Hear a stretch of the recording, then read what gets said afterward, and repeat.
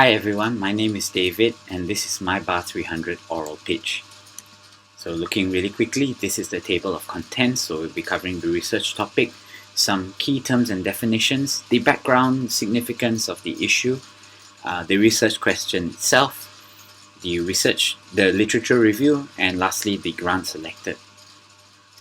So on to the research topic itself, we are looking at perceptions of adults in Singapore who do not engage in physical activity and their views towards community fitness in Singapore. So some key terms and definitions here. So physical exercise is defined as time spent doing a type of exercise, aerobic exercise in this instance, at moderate to vigorous intensity.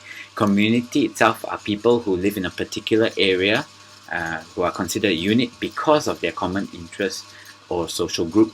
Community fitness itself, as the name suggests, is fitness and exercise programs that are offered in a community setting, while a fitness community is a group that practices and promotes a lifestyle of physical activity outside the gym by hosting social events. Right? And why is this research important? I find is because non-communicable diseases or NCDs are on the rise globally. And these four main types of NCDs identified are cardiovascular disease, cancer, chronic respiratory diseases, and diabetes.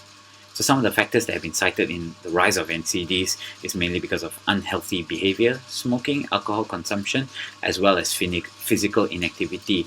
And the flip side to this is that physical activity has been proven to have a positive effect in reducing the risk of NCDs and other diseases such as obesity, dementia, and Alzheimer's, as well as it boosting the immune system.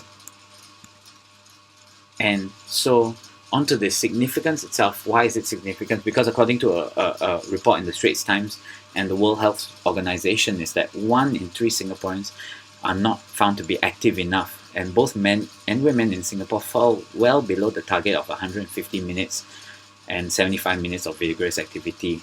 And little progress has been made to improve physical activity levels from 16 years from 2001 to 2016. And when looked in deeper as to why Singaporeans do not do enough physical activity, some of them cite as work commitments, lack of sleep, and they do not have motivation, or they feel like exercise is a drag or can feel like an obligation. So many of them don't feel like starting in the beginning. So the research question itself is, how can existing perceptions of towards physical exercise of adults who do not engage in individual fitness exercises be changed through community forms of fitness?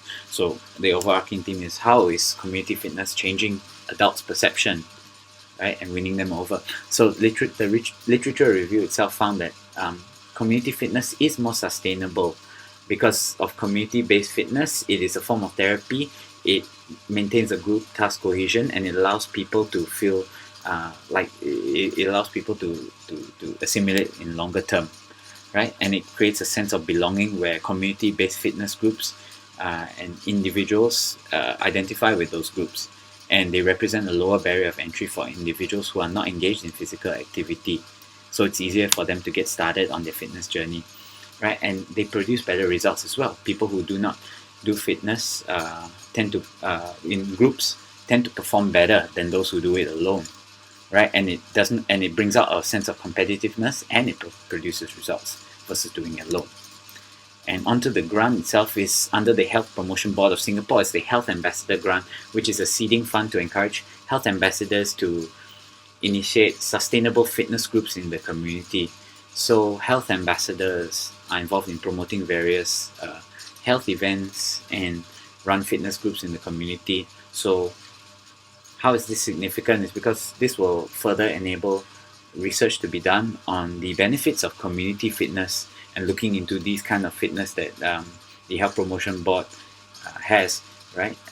Through looking through the fitness groups and finding out the views of those in those groups, as well as those out of those groups who do not engage in physical activity. So we can see the views of those who engage in it and see how it got them going, right? And so this is my reference list, and that I've reached the end of my presentation. Thank you so much for listening.